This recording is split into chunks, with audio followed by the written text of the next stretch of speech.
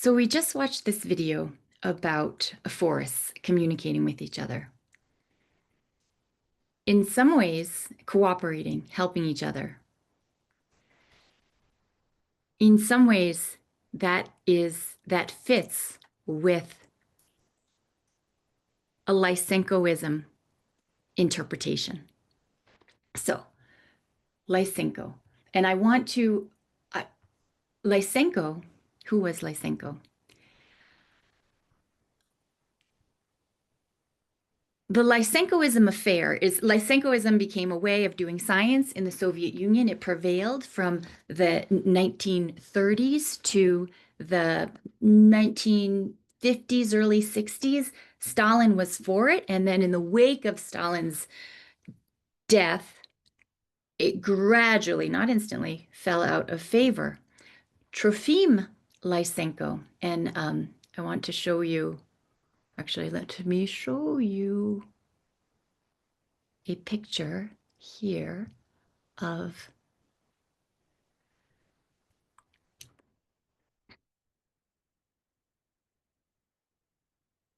here is a picture of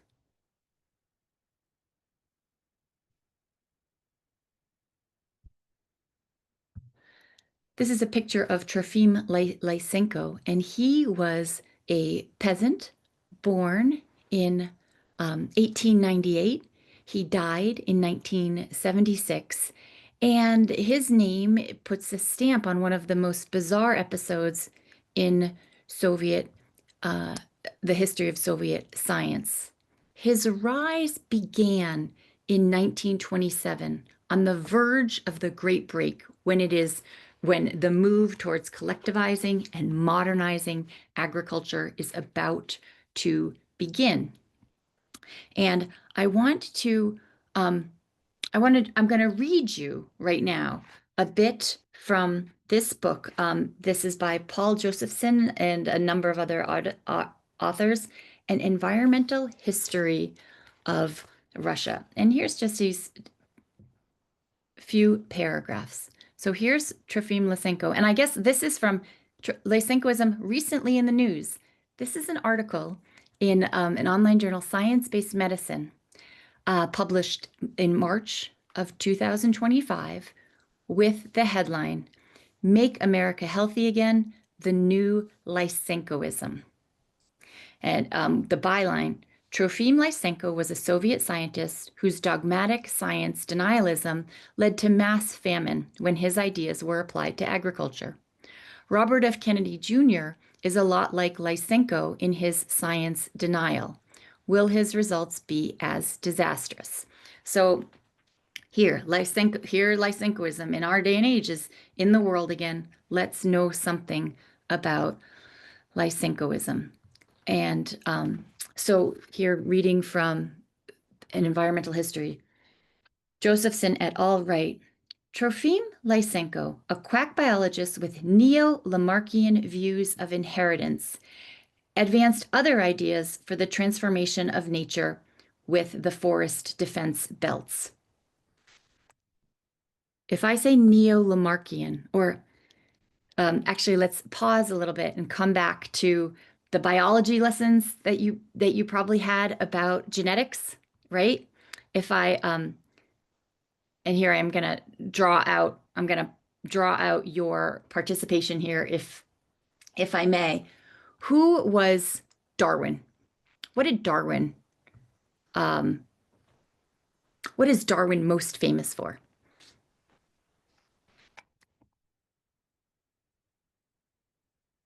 Evolution. Right. And there's a two-word phrase. Thanks. There's a two-word phrase that we associate about what is his explanation. How does evolve? No. What is the mechanism of evolution according to Darwin? Is it natural selection? Bingo. Thank you. Excellent. Evolution, natural selection. And natural selection is the idea that the way evolution happens is according to random mutations that happen to work better than others. And so And by random, it means in like genetically, just different traits appear. And then those individuals do better, reproduce more, and gradually you can have a shift towards a shift in a species. This very, very gradually happens over time. That's natural selection. And it is in contrast. And there's definitely, and this is how science now understands evolution and change in living species to happen, animals and plants. It was different from a Lamarckian view. Lamarck was a scientist. Born from the 18th century. He was born 1744, died in 1829, and he was trying to explain change. And he had more the view, well, why does a giraffe have a long neck?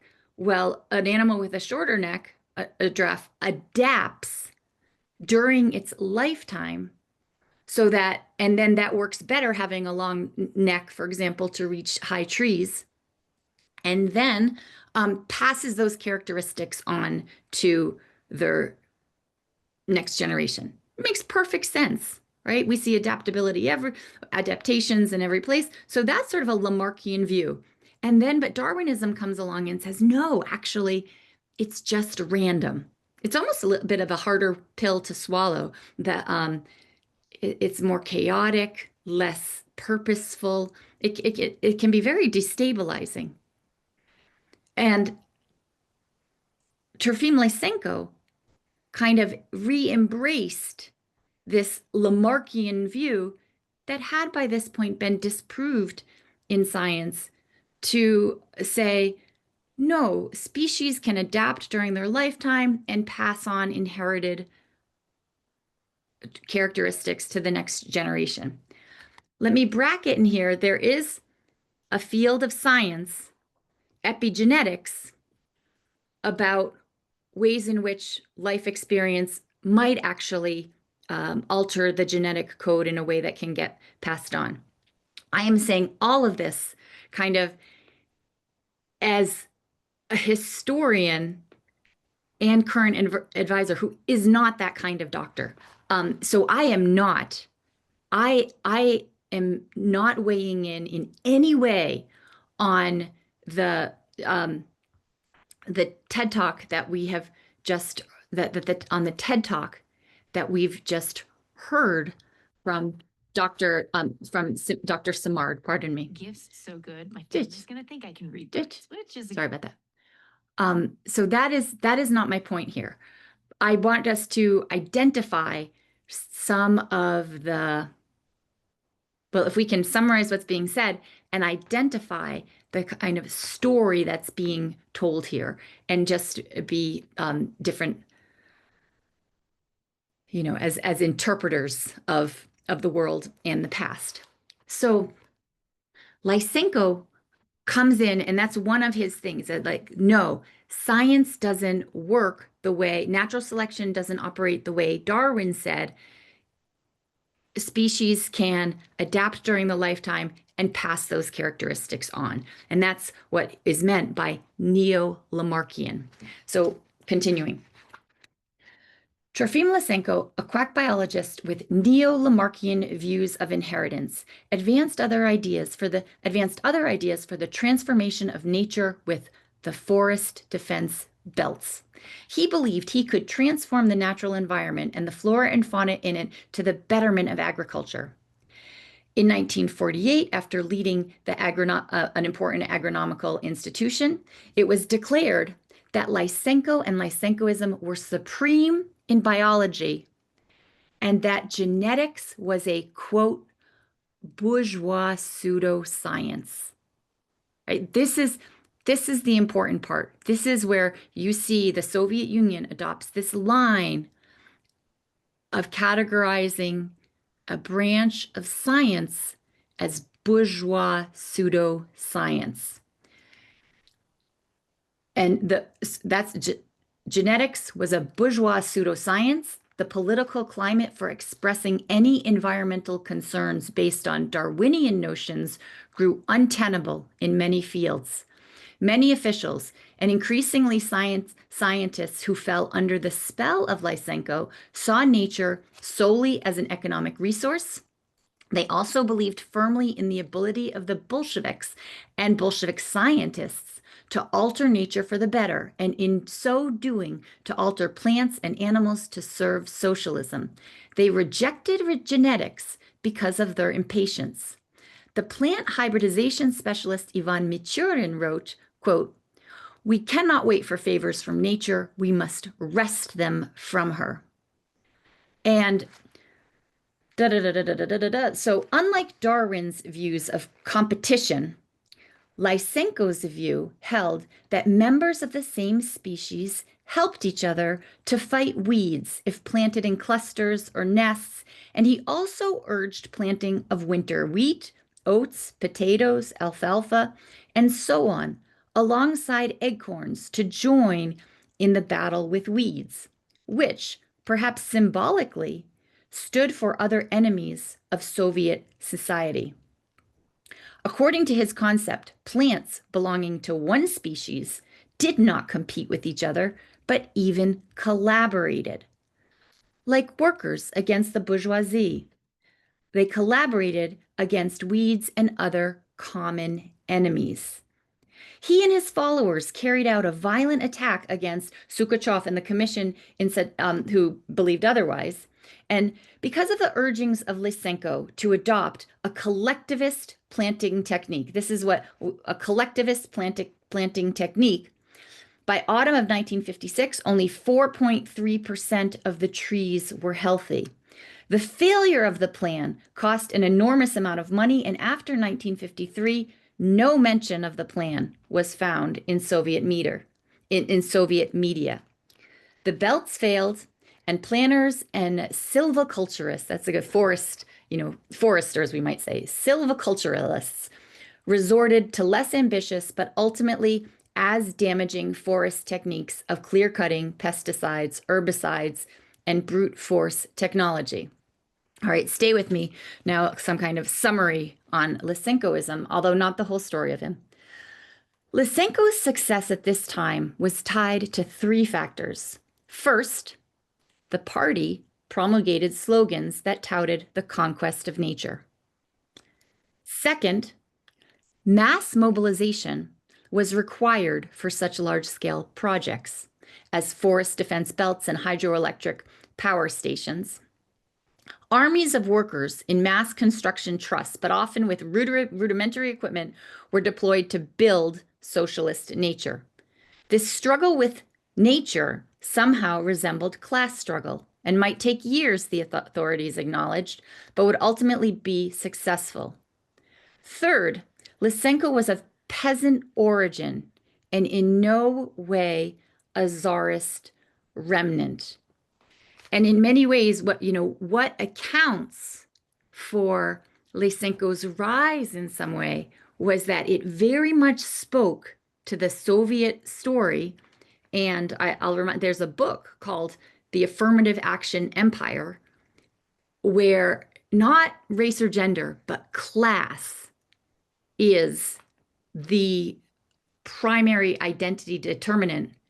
And so having a peasant scientist making these new discoveries very much fit a story that the Bolsheviks wanted to tell about revolutionary society. I mean, lots of really nice vibes. And so, and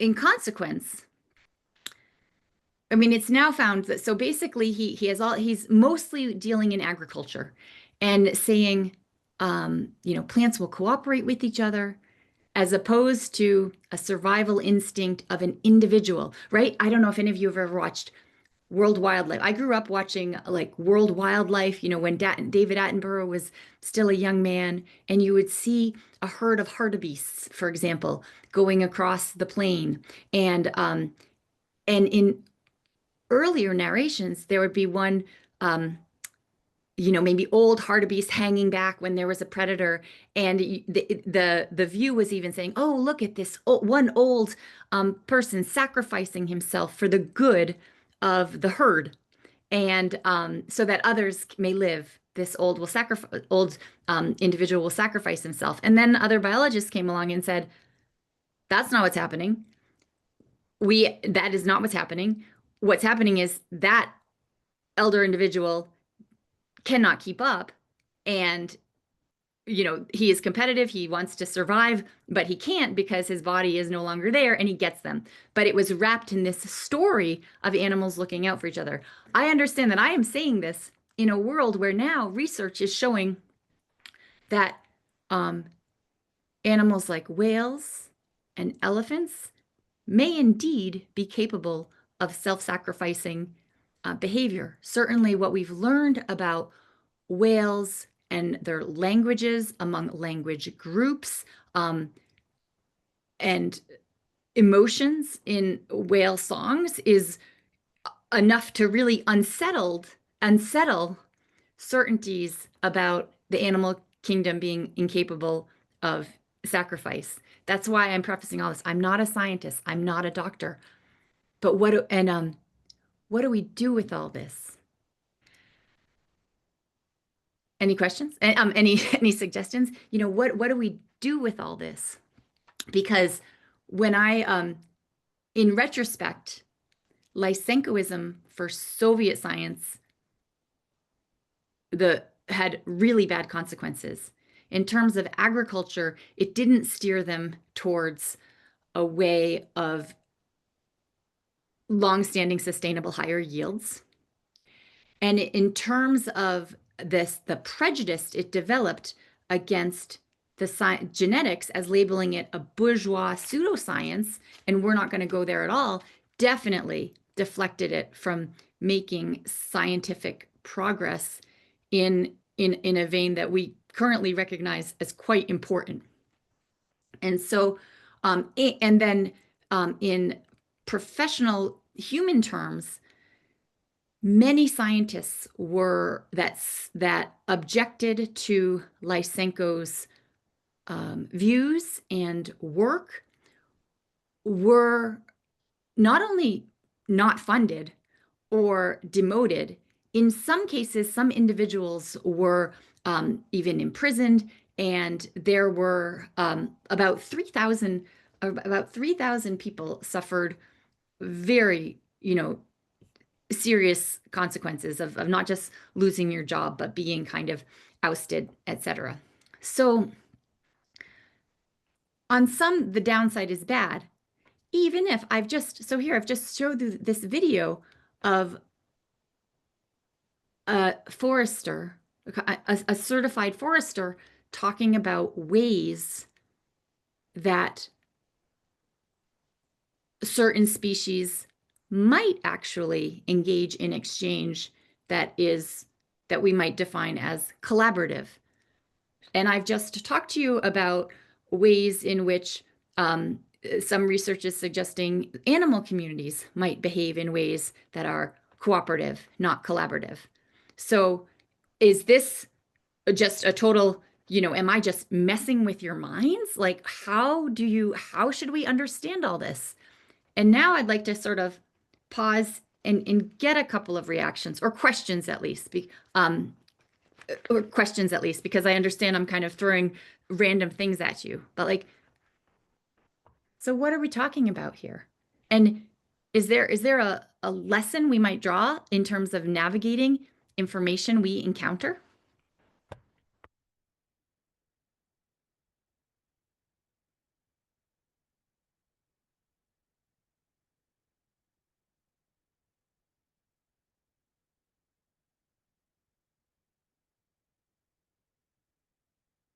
No. Crickets. Marlowe. Uh, I think one problem is human groupthink, where we get thinking at the same level within a group, And sometimes in that group, they think there's like this one solution for one problem or one solution for many problems with like Darwinism going into human biology with eugenics and trying to make the perfect body. And we saw how horrible that was. But at the same time, too, is with these different research, you mentioned that he did it with agriculture, but agriculture plants were basically man-made by that time.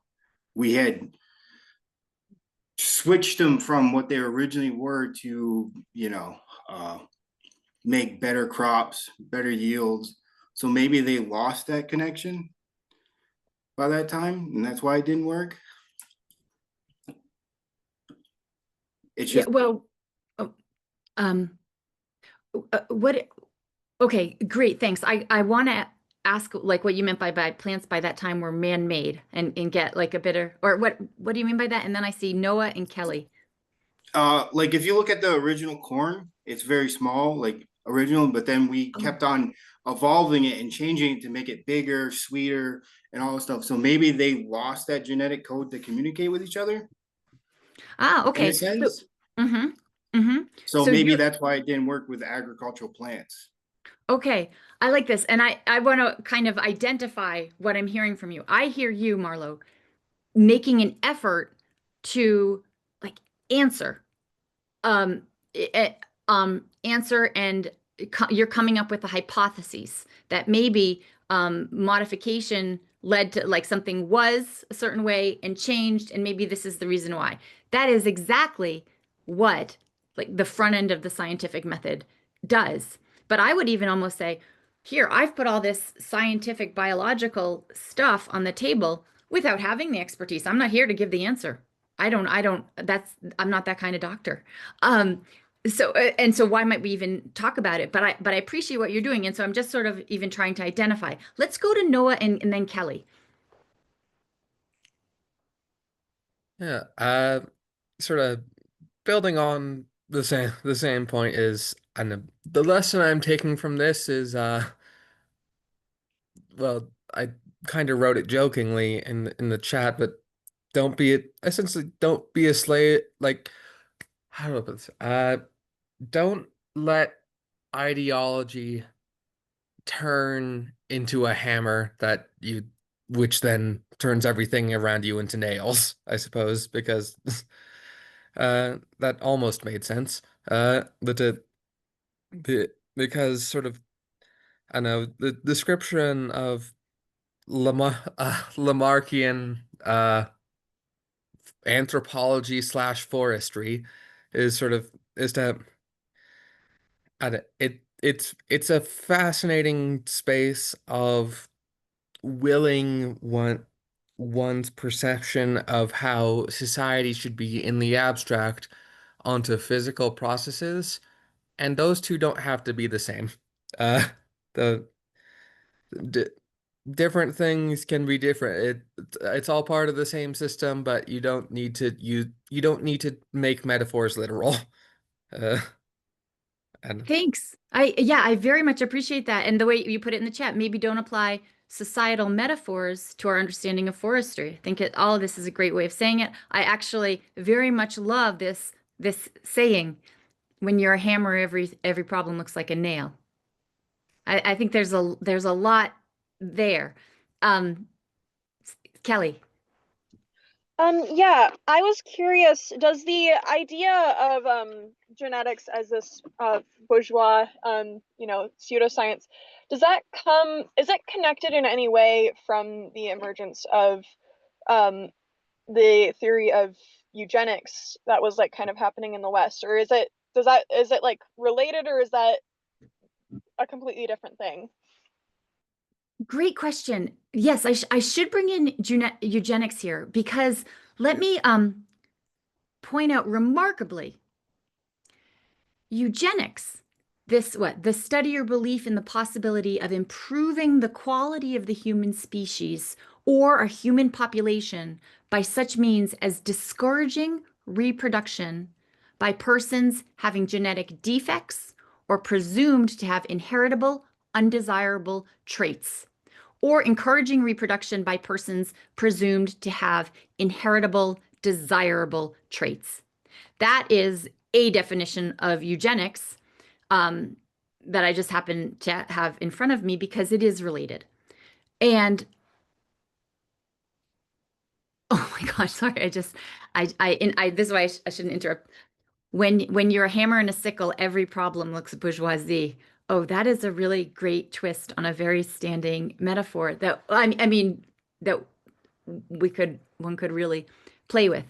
So eugenics is this idea that we can scientifically improve the human race by not having people that don't have a great package of traits reproduce. And this becomes, and in eugenics in the early 20th century was, it was an idea that many highly educated people in the West were starting to embrace, and certain governments in California, in Scandinavian countries, and other countries as well, in indigenous communities in the United States and in Greenland. This was recently in the news recently, where people that were considered to have undesirable traits were were surgically made incapable of reproducing against their will, like we spay or neuter our cats and dogs. This was done to humans. And now this is, once the ability to do this came around, it did spark a conversation. And by the United Nations, eugenics has now been outlawed with a recognition that it is a violation of human rights. But it had its advocates in the, it did have its advocates.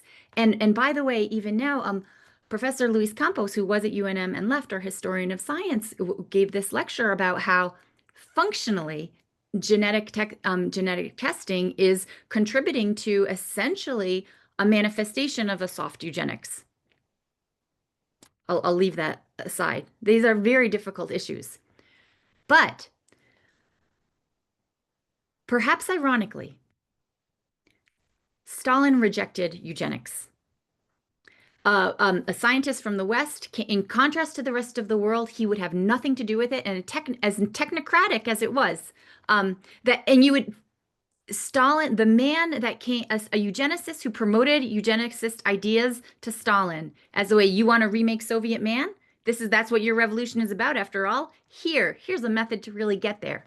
That man was lucky to escape with his life in the night with the assistance of friends, because Stalin would play no role, it would have nothing to do with eugenics. And in some ways it's, they had already, by billing it as a bourgeois science, by virtue of the fact that Hitler was enamored of such ideas of creating a master race, we would think, like in theory, if you're going to remake man and you're a modern technical society, you would think this is an ideology ripe to embrace that sort of a move, but it isn't. So, I mean, and also maybe you come down to that, in a cult of personality, one man, Stalin, rejected it. If Stalin had gone the other way, where the Soviet Union was, it would have gone the other way, probably. We would be telling a different history, but it wasn't.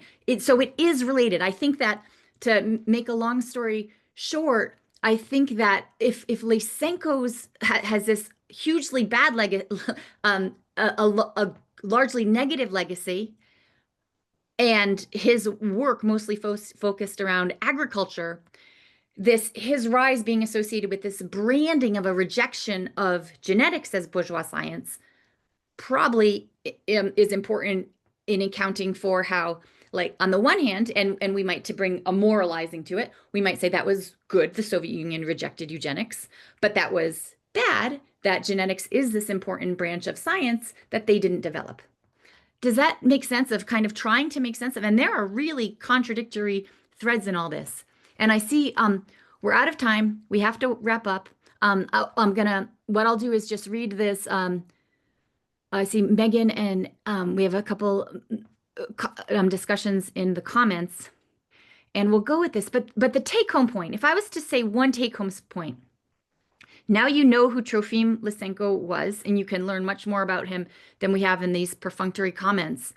And if I were to find a way out, how do I make sense of this? I want trees to be well. I love that idea of forests kind of helping each other. Maybe the scientific method is the way to go. We can have a hypothesis. Science is, the results are reproducible. You can repeat the results and see what happens. So if we are relentlessly pragmatic and don't let ideology, that we want animals to have emotions like humans, and we want plants to, compete against the bad plant groups and help the good plant groups, right? That is a moral narrative that we're imposing. So maybe some of this is true, and new technologies are allowing us to understand how maybe a rhizome can travel between a root thread through soil, and that there's some scientific method that they can identify. And so I guess if I were to offer, how to make sense of this morass is to, but not take faith. I don't like when I hear people say believe in science, like it's a religion of its own. But the scientific method is a method for arriving at understanding of the physical world. All right, we'll stop there, and we're going to talk. We have to kind of wrap up, move through the Cold War, and we need to talk about propaganda. I'm going to share another video because I don't want to take more time. I'm going to share another video to prime our conversation about propaganda in the Soviet and post-Soviet period. So do watch that on your own time, and I'll see you Wednesday. Bye-bye.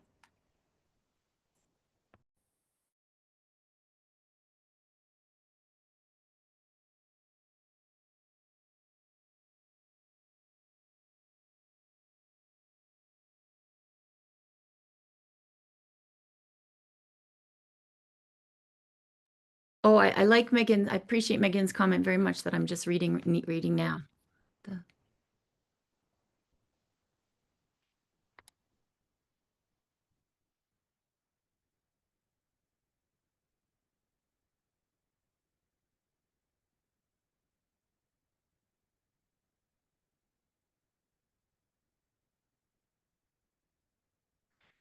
Yes, we didn't even get to GMOs. Important.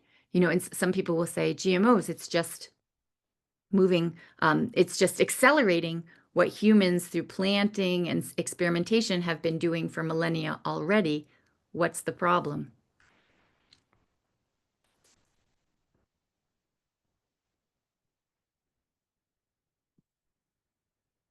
Okay, have a good day, everyone.